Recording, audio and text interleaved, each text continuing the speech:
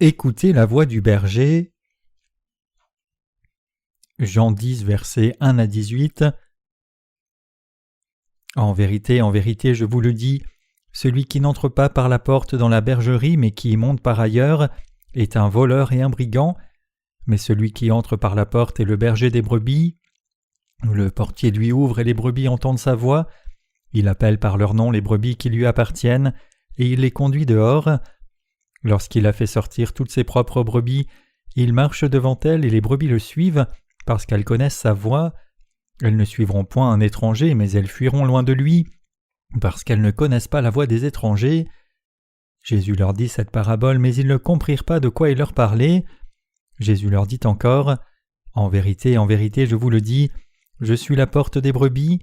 Tous ceux qui sont venus avant moi sont des voleurs et des brigands, mais les brebis ne les ont point écoutés. Je suis la porte. Si quelqu'un entre par moi, il sera sauvé, il entrera et il sortira et il trouvera des pâturages. Le voleur ne vient que pour dérober, égorger et détruire. Moi je suis venu afin que les brebis aient la vie et qu'elles soient dans l'abondance. Je suis le bon berger.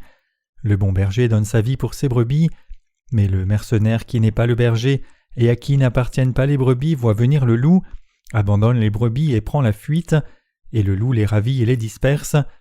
Le mercenaire s'enfuit parce qu'il est mercenaire et qu'il ne se met point en peine des brebis. Je suis le bon berger. Je connais mes brebis, elles me connaissent, comme le Père me connaît et comme je connais le Père, et je donne ma vie pour mes brebis. J'ai encore d'autres brebis qui ne sont pas de cette bergerie. Celles-là, il faut que je les amène, elles entendront ma voix. Il y aura un seul troupeau, un seul berger. Le Père m'aime parce que je donne ma vie afin de la reprendre.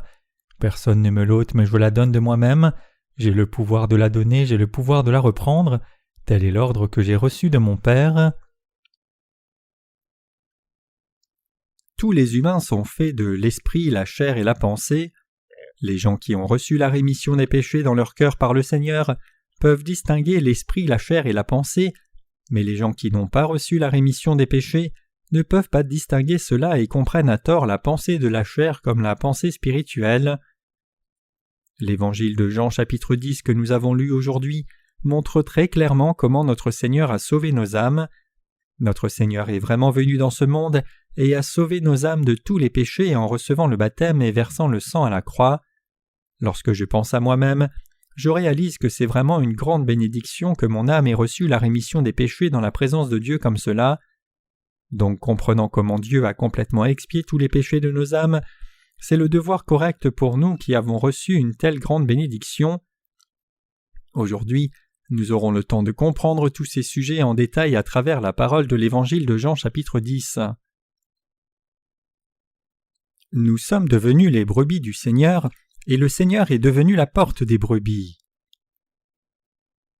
Notre Seigneur dit dans l'Évangile de Jean chapitre 10, versets 1 à 2, « En vérité, je vous le dis, celui qui n'entre pas par la porte dans la bergerie mais qui y monte par ailleurs est un voleur et un brigand, mais celui qui entre par la porte est le berger des brebis. » Et il dit en Jean 10, verset 9, « Je suis la porte, si quelqu'un entre par moi il sera sauvé, il entrera et il sortira et il trouvera des pâturages. » Comme nous pouvons le voir dans cette parole, le Seigneur dit qu'il est la porte des brebis et que nous sommes ses brebis, et le Seigneur dit qu'il a préparé le ciel et qu'il est la porte du ciel.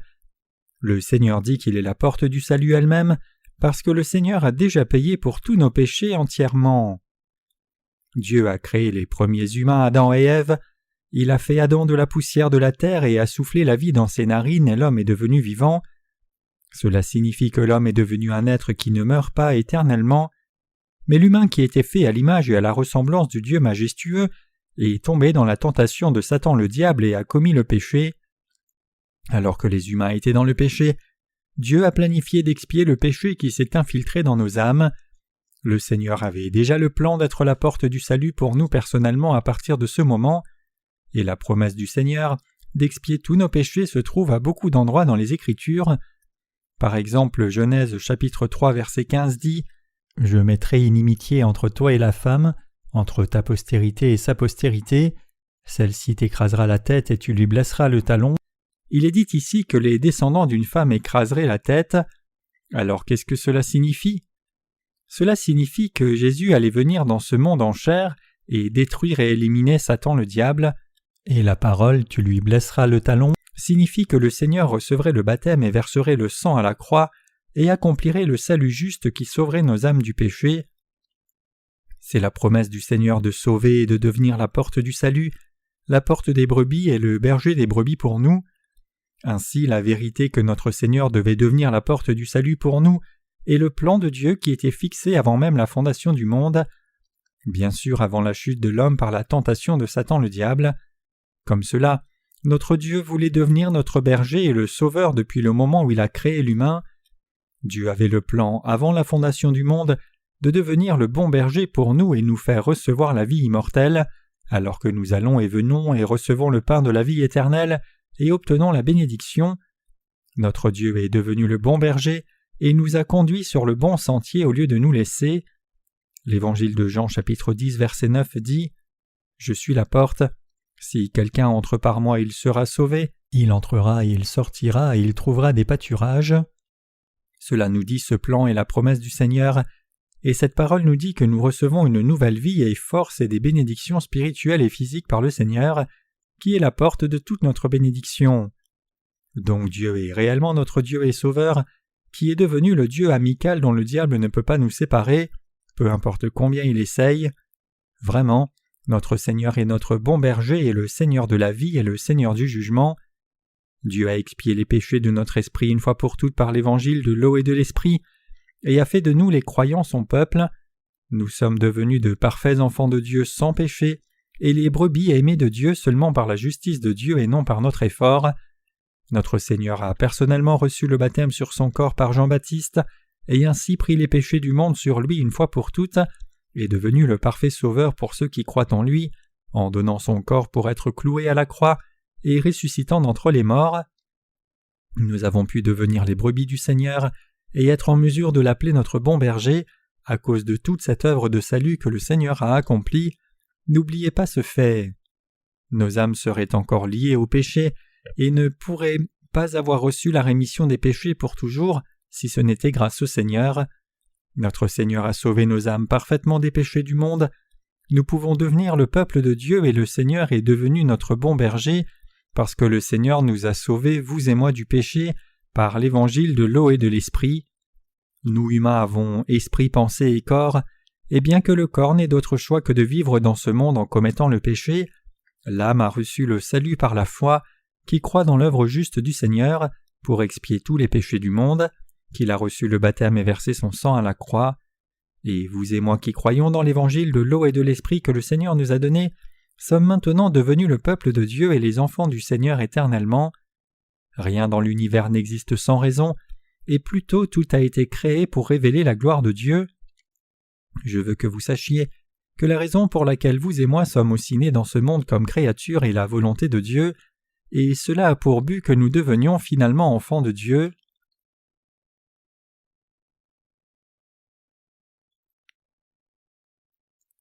Devenons des croyants reconnaissants. Le Seigneur dit que tous ceux qui croient avec l'évangile de l'eau et de l'esprit deviennent enfants de Dieu, et vous et moi sommes devenus parfaitement enfants de Dieu en croyant dans l'évangile de l'eau et de l'esprit que Jésus-Christ nous a donné. Comme je l'ai dit auparavant, toute cette œuvre de salut était dans le plan de Dieu, qui a été établi avant même la création. Nous sommes nés dans ce monde dans le plan du salut en Jésus-Christ, et nous avons reçu la rémission des péchés en croyant en Jésus-Christ, qui est venu par l'évangile de l'eau et de l'esprit. Maintenant, nous allons entrer dans le royaume de Dieu que notre Seigneur a préparé quand le temps viendra pour nous de quitter ce monde un jour. Nous devons toujours nous rappeler du fait que nos âmes ont reçu la rémission des péchés par l'évangile de l'eau et de l'esprit, dans la présence de Dieu, et rendre gloire au Seigneur. Nous, humains, n'avons d'autre choix que suivre le critère charnel plutôt que le critère spirituel dans toutes les choses auxquelles nous pensons, parce que nous, humains, sommes des êtres avec un corps, mais c'est vraiment mal de suivre ce critère charnel, même dans la question de la justice du Seigneur et la foi. Par exemple, il est mal de penser « C'est bon pour moi, j'ai de nouveau reçu la bénédiction du Seigneur » quand nos choses charnelles vont bien, ou de penser « Pourquoi est-ce que je traverse ces souffrances alors que j'ai cru en Jésus » quand notre chair est malade et dans les problèmes. La chair est toujours instable et vit beaucoup de changements, mais nous serions secoués chaque jour comme la poussière qui s'envole avec le vent si nous mettions nos critères dans cette chair en suivant le Seigneur. Comme cela, notre chair est imparfaite et doit être totalement changée à l'avenir, mais qu'en est-il de notre âme ? Nos âmes ont reçu le salut des péchés du monde une fois pour toutes, par l'évangile de l'eau et de l'esprit que le Seigneur nous a donné. C'est pour cela que nous pouvons louer la justice de Dieu et vivre heureux dans le Seigneur. Bien que la chair commette des péchés en vivant dans ce monde, nous qui sommes devenus le peuple de Dieu ne devons pas juger les autres avec le critère charnel et penser que c'est bon. Nous devons aller dans la présence de Dieu en croyant dans la justice du Seigneur qui a sauvé nos âmes de tous les péchés du monde. Je sais que nous devons devenir les brebis qui rendent toujours grâce au Seigneur par la foi. N'oubliez pas le fait que vous êtes devenus les brebis de Dieu, et ne prenez pas de décision sur la base des critères charnels, mais pensez d'abord dans la présence de Jésus au salut de nos âmes que le Seigneur a donné, et rendez grâce avec la foi qui croit cela. Par Jésus-Christ, nous avons vraiment reçu la rémission des péchés par l'évangile de l'eau et de l'esprit, et reçu le privilège spécial de devenir enfants de Dieu aussi. Nous devons toujours garder à l'esprit le but du Seigneur et la bénédiction qui nous a donné naissance dans ce monde, et devenir les saints qui savent comment venir dans la présence de Dieu et offrir le culte d'adoration de reconnaissance.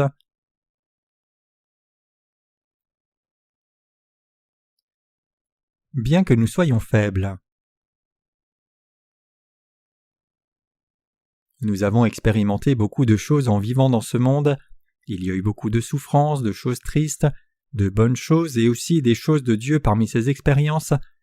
Mais nous devons penser à toutes les choses charnelles que nous avons expérimentées pour la survie dans ce monde, comme des choses charnelles quand nous venons dans la présence de Dieu. Je crois que nous devons d'abord penser à la grâce du salut que Dieu a sauvé nos âmes de tous les péchés, et louer Dieu et rendre reconnaissance et gloire à Dieu. Dieu nous a réellement donné à vous et moi la bénédiction qui ne peut pas s'exprimer en paroles. Donc nous devons écouter la parole de Dieu et recevoir une nouvelle force dans nos âmes en allant et venant dans sa bergerie. Nous devons devenir les brebis avec cette foi dont les âmes louent Dieu et donnent sincèrement reconnaissance à Dieu. Nous ne devons pas prendre de décision sur la base de la pensée charnelle, peu importe ce que nous faisons parce que nous sommes ses enfants qui avons reçu la grâce du salut de Dieu. Nous regarderons à la parole de Genèse chapitre 1 pour vous aider à comprendre. Dieu a créé l'univers. Dieu a créé la lumière dans le monde qui était dans le chaos le premier jour de sa création, et Dieu a vu que la lumière était bonne. Puis il a séparé les eaux au-dessus du firmament des eaux qui couvraient la terre le deuxième jour, et il a rassemblé les eaux qui couvraient la terre à un endroit au troisième jour, et a fait monter la terre progressivement et séparé le sec de l'eau de l'océan. Dieu a appelé le sec terre et l'assemblée des eaux mer, et Dieu vit que cela était bon, et Dieu dit « Et la terre produisit de l'herbe des plantes qui portent la semence selon leur espèce, et des arbres qui portent des fruits selon la semence qui est en eux-mêmes selon leur espèce. Et Dieu vit que cela était bon. » Il est dit clairement ici que Dieu vit que tout ce qu'il avait créé était bon. Alors qu'en est-il de nous qui vivons dans ce monde comme le peuple de Dieu ? Notre apparence semble-t-elle bonne à Dieu quand il nous voit ? Non. La pensée charnelle et la pensée spirituelle est allée et venue tout comme les sons avancent et reculent vers la rive. La pensée charnelle monte sans cesse comme le flux et le reflux des marées va et vient, sans cesse, même si la pensée spirituelle monte en nous quand nous louons Dieu et écoutons la parole de Dieu. Les sentiments, tristesses, blessures et autres choses charnelles montent inconsciemment par moments même si nous faisons l'œuvre spirituelle et pensons à des choses spirituelles. À un moment quand nous sommes consumés par la pensée charnelle qui monte comme la marée, nous devons comprendre le fait que ce n'est pas vraiment nous-mêmes, même si nous sommes prompts à penser ainsi. C'est juste l'eau de mer, c'est-à-dire la pensée charnelle. Je dis que ce n'est pas le vrai soi, mais juste une pensée momentanée qui monte de la chair, l'émotion et l'envie. Quand l'eau de l'océan arrive à un haut niveau, les tempêtes créent des vagues, la rive est effacée par des vagues de plus de 10 mètres de haut, et les arbres sur la rive meurent à cause du sec qui tombe sur eux quand l'eau de l'océan, entraînée par le vent, envahit le tout. C'est pareil avec la pensée charnelle des humains. Les pensées charnelles montent souvent parce que nous vivons dans ce monde avec la chair, et les gens dont l'essence est très amicale avec la chair se méprennent souvent sur ces pensées charnelles qui montent de temps en temps, comme si c'était eux-mêmes et leur propre essence. Que se passerait-il s'ils ne vainquent pas cela par la foi ? Lorsque leur faiblesse est révélée, ils regardent à leur être faible et portent un faux jugement qu'ils sont le sang du mal qui ne peut pas vivre sa foi. Ils tombent dans le désespoir et finalement quittent le Seigneur. La vérité du salut est toujours pareille pour nous humains. Il n'y a pas d'autre moyen. La chair a ses limites. Une chose variable ne peut pas être la vérité absolue du salut. Nous devons réaliser que la chair n'est pas sanctifiée même si nous avons reçu la rémission des péchés, mais c'est nos âmes avec une bonne conscience qui vont devant Dieu, comme il est écrit en 1 Pierre 3 verset 21. Cette eau était une figure du baptême, qui n'est pas la purification des souillures du corps, mais l'engagement d'une bonne conscience envers Dieu, et qui maintenant vous sauve vous aussi par la résurrection de Jésus-Christ. Comme il n'y a jamais eu un moment où l'océan est séché, et qu'il n'y a jamais eu un moment où les marées aient cessé, le Seigneur nous aime toujours, mais notre chair essaye toujours de nous conduire à la mort avec des pensées égoïstes. Cependant, vous et moi ne sommes pas les gens qui devons vivre dans la défaite face à la chair. Nous sommes de Dieu. L'essence de vous et moi qui avons reçu le salut du péché éternellement en croyant dans l'évangile de l'eau et de l'esprit, c'est que nous sommes le peuple de Dieu et que nous sommes ses enfants et les brebis du Seigneur. Nous qui croyons dans l'évangile de l'eau et de l'esprit sommes réellement des gens très magnifiques dans la présence de Dieu, mais les émotions et l'envie de notre ancienne personne montent et descendent de temps en temps parce que nous avons la chair, et les émotions de la chair nous secouent et mettent même la confusion dans notre âme lorsque la pensée charnelle monte. Pourquoi est-ce ainsi? C'est parce que la pensée charnelle nous blesse comme l'eau de l'océan frappe la rive et que les plantes sèchent et meurent à cause du sel de l'eau de l'océan. Nous devons subir le coup par la foi qui croit dans l'évangile de l'eau et de l'esprit, et nous devons absolument nous rappeler que nous sommes les gens qui avons reçu le salut du péché éternellement de Dieu. C'est le seul moyen pour nous garder nous-mêmes d'être immergés dans les sentiments charnels et d'être blessés, et de devenir encore plus formidables par la foi. Nous devons vivre avec la foi qui croit dans la justice de Dieu plutôt que nos émotions. Nous devons vivre avec la foi dans la parole de Dieu écrite plutôt que nous appuyer sur la pensée charnelle qui monte en nous. C'est alors seulement que nous les saints pouvons louer la justice de Dieu. Nous ne pouvons que perdre finalement dans le combat contre la chair et voir la mort éternellement si nous ne vivons pas selon la parole de Dieu, mais vivons selon la pensée charnelle. Alors nous ne serions pas en mesure de mener la vie de foi spirituelle correctement, et nous ne pourrions pas rendre grâce à Dieu, et nous ne pourrions pas recevoir la nourriture spirituelle de sa part. Nous pouvons recevoir la nourriture spirituelle seulement quand nous avons la foi qui croit dans la justice de Dieu. Nous recevons la nourriture pour notre cœur et recevons une nouvelle vie, force et bénédiction à travers la parole écrite de Dieu de la bénédiction, du pain de vie, alors que nous rencontrons les serviteurs de Dieu en Jésus-Christ. Comment vous sentez-vous quand les pensées charnelles montent dans votre cœur? Pensez-vous que vous ne pouvez plus avancer même si vous avez vécu par la grâce de Dieu jusqu'à présent? N'avez-vous pas pensé que vous devriez abandonner votre vie de foi spirituelle à cause de cela? N'avez-vous pas décidé de retourner à votre ancienne vie comme Pierre est reparti à la pêche? Nous retournerions en arrière si nous pouvions, mais nous sommes déjà devenus les brebis nées de nouveau de Dieu en croyant dans l'évangile de l'eau et de l'esprit. Puisqu'il y a une meilleure patrie, c'est-à-dire céleste, pour nous qui sommes nés de nouveau, nous devons regarder à cette patrie et supporter l'état présent alors que nous traversons le monde. Ceux qui ont vraiment reçu la rémission des péchés en croyant au baptême de Jésus et son sang à la croix ne peuvent pas revenir à leur ancienne vie.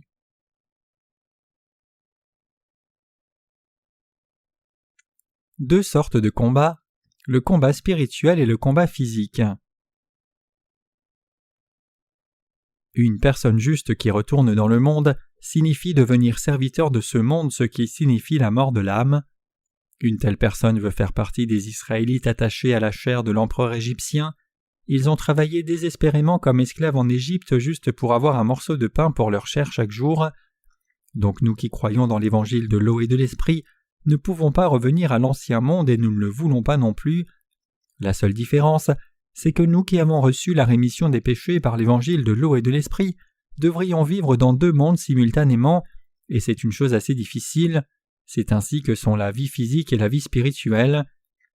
Nos âmes sont toujours réconfortées quand nous vivons avec la foi qui croit dans la parole de Dieu, plutôt qu'avec nos pensées charnelles. Le Saint-Esprit en nous donne la confirmation, disant « Oui, c'est vrai », et nous donne une nouvelle force quand nous recevons la parole de Dieu, indépendamment de la pensée charnelle. Ainsi nos âmes vivent dans un monde spirituel paisible et confortable, sans avoir quoi que ce soit à voir avec la chair.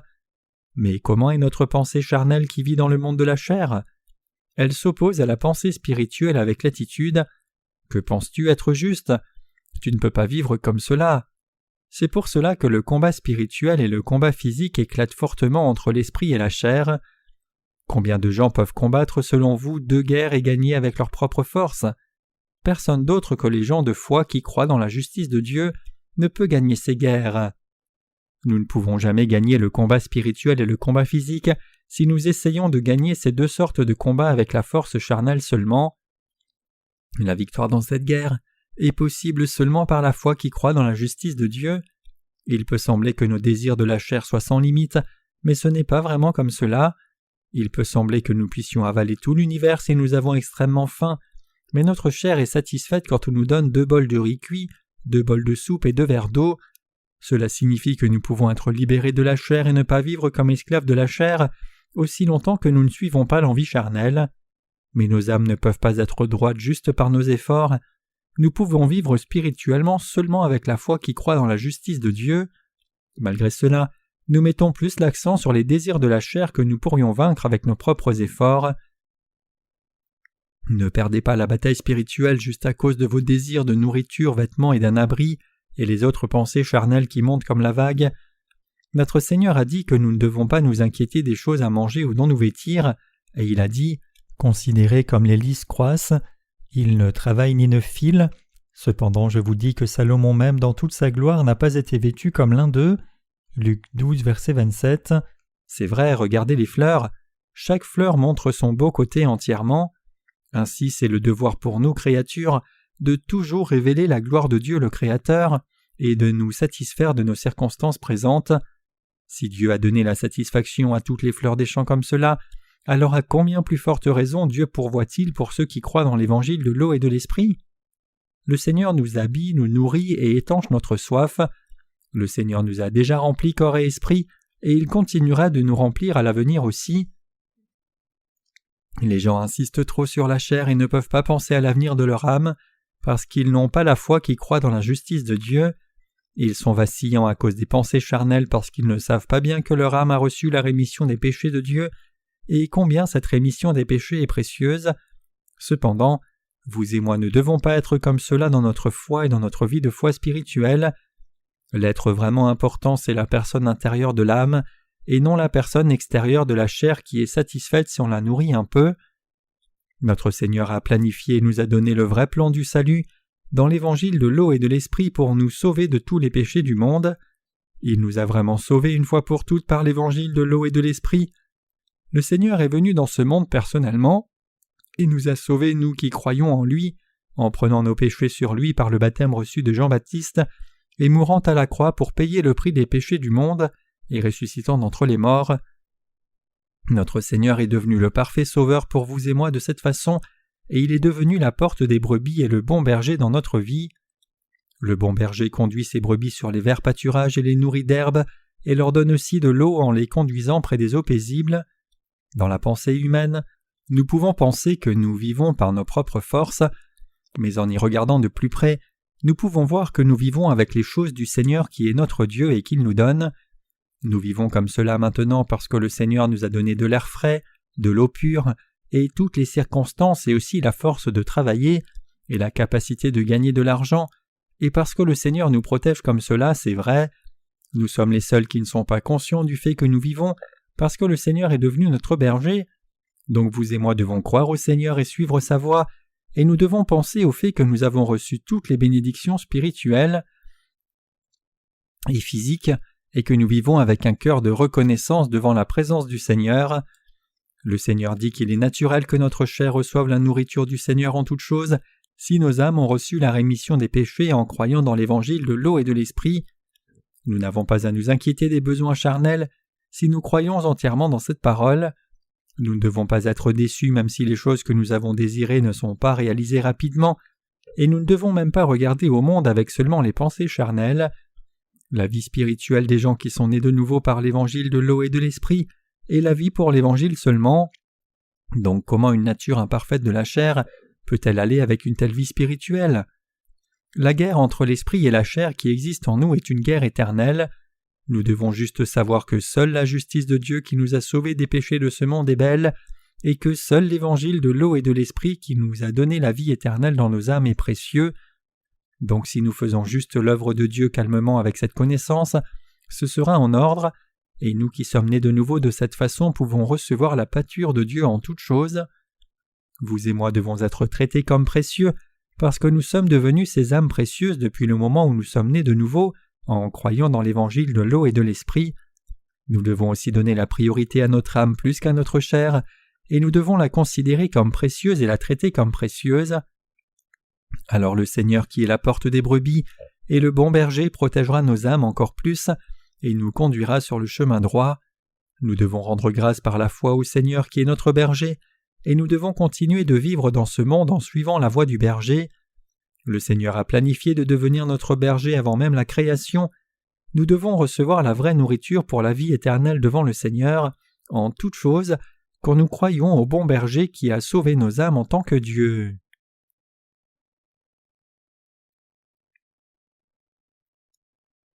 Il y a encore beaucoup de brebis qui ne sont pas de cette bergerie. Le Seigneur dit dans le passage des Écritures qu'il y a beaucoup de brebis qui ne sont pas encore dans cette bergerie, et lui qui est le bon berger dit qu'il donnerait sa vie pour les brebis et les sauverait. Vous et moi qui sommes devenus les brebis du Seigneur, le bon berger, en recevant son amour, devons maintenant unir nos cœurs avec ce berger pour l'œuvre qui conduit les brebis qui ne sont pas encore venues dans notre bergerie. Pour répéter cela, je dis que nous devons vivre notre foi avec la foi spirituelle. Nous ne devons pas croire au Seigneur juste comme des gens qui pratiquent simplement la religion. Je suis parfois effrayé que vous ne puissiez pas vivre par la foi et adhériez trop à vos faiblesses et manquements physiques et finissiez par abandonner la vie spirituelle. Mais il est clair qu'une personne qui est devenue juste est juste éternellement dans la présence de Dieu, et nous avons cette foi. Je crois comme cela. Notre Seigneur a reçu le baptême pour prendre tous nos péchés, et il est devenu notre vrai Sauveur en mourant à la croix. Je rends encore grâce au Seigneur qui nous a donné une si grande foi. Cette œuvre de salut que Dieu a donnée pour vous et moi est une chose si précieuse et éternelle. Comme le salut est si précieux, l'âme qui a été sauvée doit aussi être traitée comme précieuse. Comme nous donnons aux animaux une nourriture et prenons soin d'eux et les nourrissons attentivement, c'est le devoir pour nous qui sommes les brebis de la foi précieuse de donner de la nourriture spirituelle aux âmes qui ne sont pas encore venues dans la bergerie du Seigneur et de partager l'évangile du Seigneur pour qu'elles reçoivent la rémission des péchés. Nous qui avons reçu la rémission des péchés dans ce monde par le Seigneur, ne sommes pas des gens qui retournent à la perdition, nous ne sommes pas des gens qui seront détruits et mourront, plutôt, nous sommes des gens qui avons une vie éternelle précieuse. Nos âmes sont si précieuses et de valeur quand nous y pensons dans la présence de Dieu, même si l'homme extérieur peut sembler manquant et ne rien avoir à montrer de bon. Donc nous n'avons pas besoin d'être découragés, même si notre chair ne satisfait pas les attentes de l'œuvre spirituelle. Nous sommes reconnaissants de pouvoir nous donner nous-mêmes pour l'œuvre qui suit la justice du Seigneur. Il y a des moments où nos cœurs sont blessés, parce que nous devons nous défaire des désirs de la chair, mais nous pouvons vraiment devenir des gens précieux qui apportent beaucoup de bénéfices aux gens qui supportent cela et font l'œuvre de Dieu avec amour et foi. Je veux dire qu'il y aura toujours en nous la bonne conscience de la foi pour partager la nourriture spirituelle alors que nous suivons la justice du Seigneur. Je rends grâce de nouveau à Dieu qui a fait de nous de telles personnes justes. Ne regardez jamais à votre faiblesse physique pour être découragé. Le Seigneur est votre berger, et la porte du salut est votre Sauveur éternel. Nous sommes maintenant ses enfants et son peuple, puisque le Seigneur a expié tous nos péchés et nous a rendus justes. Nous serons toujours brillants et pleins de vie si nous avons cette foi, même si nous vivons dans ce monde qui est comme le désert. Je veux que vous vous confiez toujours au Seigneur et priez le Seigneur et viviez en unité avec l'Église de Dieu. Je veux que vous soyez heureux dans la foi et ne soyez pas découragés à cause de la chair. Les bénédictions de l'âme se transmettront aussi à la chair, et il viendra un moment où la guerre entre l'esprit et la chair disparaîtra quand vous vivrez selon votre foi. Chers croyants, nous sommes vraiment des gens bénis. Nous sommes les gens qui ne seront pas découragés par ces problèmes charnels. Je crois que nous qui sommes comme cela devons vivre avec la foi qui croit dans la justice de Dieu, même pour la cause de notre propre âme, et aussi qui partage l'évangile du Seigneur aux âmes qui ne sont pas encore dans cette bergerie.